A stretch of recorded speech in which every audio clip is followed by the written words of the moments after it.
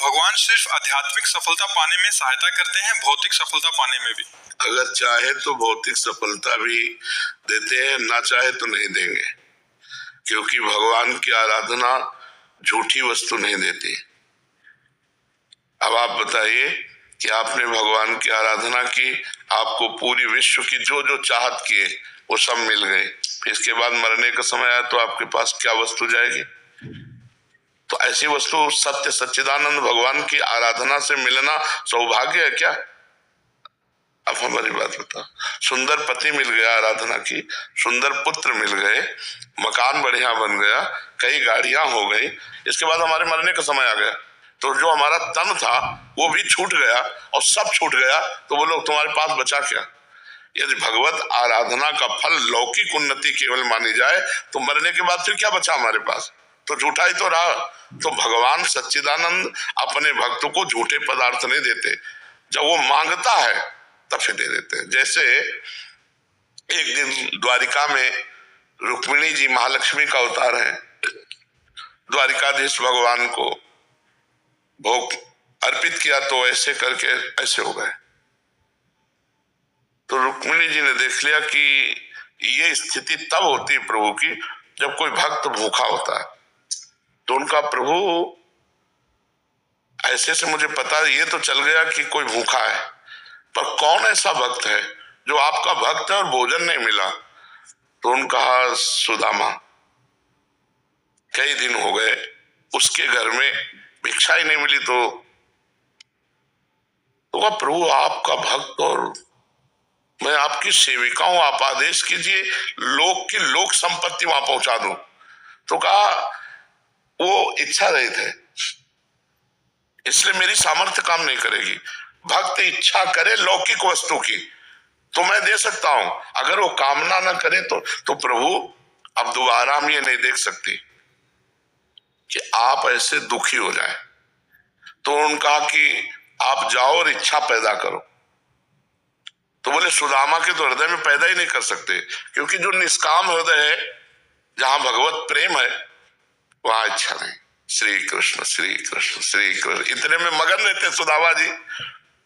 तो उनका उनकी पत्नी के हृदय में पैदा करो। तो भगवान भिक्षुक बन के गए और कहा भिक्षाम दे।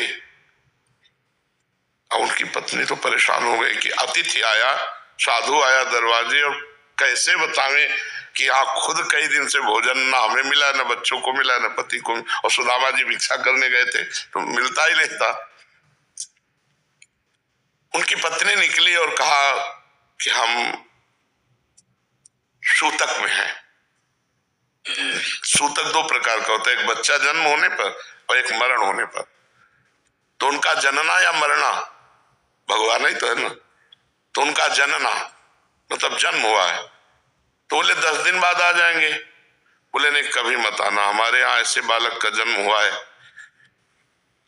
कि सूतक जाएगा ही नहीं।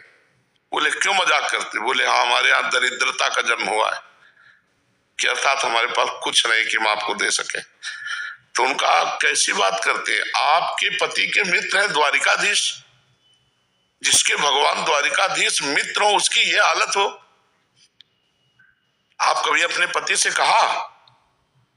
तो उनका हमारे पति श्री कृष्ण प्रेम में इतने मगन रहते कि इन सब बातों का अवसर ही नहीं कहने का। बोले आज कहना हमारी प्रार्थना है। भगवान प्रार्थना करके गए।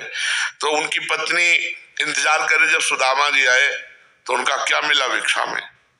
उनका कुछ नहीं, तुलसी दल लाओ और चरणामृत लाओ, उसी को बांट लेते पान करते। तो उनका सुना है तुम्हारे द्वारिकाधीश मित्र हैं? बोले हाँ। तो बोले एक बार जाके कहो ना कि हमारी हालत ऐसी। बोले कदापि नहीं, मैं ये नहीं कर, मैं अपने श्री कृष्ण से केवल प्यार करता हूं, प्रेम करता हूं, उनसे लौकिक वस्तु की चाहने। तो मिलने तो जा सकते हो। उसने विचार किया अगर ना भी मांगेंगे तो हालत देखकर दया तो आ जाएगी ना, तो कुछ ना कुछ दे देंगे। तो उनका मिलने तो जा सकते हो। हाँ मिलने तो जा सकता हूं, पर दोस्त के पास जाए या गुरु के पास जाए या बेटी के यहाँ जाए तो कुछ लेके जाना चाहिए। जैसे बेटी के यहाँ जाए कुछ लेके, गुरु के पास है तो भाव में पत्र पुष्प जो वैसे, और अपने मित्र के पास जाए बोले शास्त्रीय आज्ञा है तो क्या भेंट लेके जाऊं? उनका भेंट तो देखो फिर मांगती है, तो कई घरों में मांगा तो दिया नहीं। एक घर में जो पछोरने के बाद चावल टूटे हुए होते ना, वो उन्हें तंदुल कहते हैं। टूटे हुए चावल ऐसे इतने से फटे कपड़े में बांध के भगवान के लिए भेंट में। जब वहां बहुत बड़ा प्रसंग है, पर हम प्रधान प्रसंग, जब वहां पहुंचे तो द्वारपाल हड्डी हड्डी सुदामा जी की फटे कपड़े, कहां से आए हो? तो उनका ये सम्मत पूछो, तुम केवल इतना बता दो जाके कि सुदामा नाम का तुम्हारा मित्र आया है। तो द्वारपाल देख रहे, मित्र कहा? द्वारिकाधीश और कहा ये भिक्षुक? भला इसे मित्र देखे गए? मित्र तो समानता होती है। उनका एक बार आप निवेदन कर दीजिए जाकर, जे ही कहा जाके सुदामा, तो भगवान आसन पे बैठे थे, ऐसे उठ के भागे। तो द्वारपाल आश्चर्य मान रहे कि ब्रह्मा जी आए, शंकर जी आए, तो भी ड्योढ़ी पर खड़े रहना पड़ा, और भगवान बाद में उनको बुलाए, ऐसे भागे कभी नहीं। और ये भिक्षुक को देख के भागे। भगवान दौड़ के ऐसे गले लगाया, आए और स्वयं रुक्मिणी जी के पलंग पे बैठाला, चरण पखारे। सुदामा जी तो कि ऐसा फटी मेवाई भगवान देखकर अश्रु चलने लगे भगवान। पर भगवान ने ये नहीं कहा कि तुम इतने दिन के हो गए आए नहीं, इतना कष्ट सहते रहे, भूख प्यास है, सब ठीक है।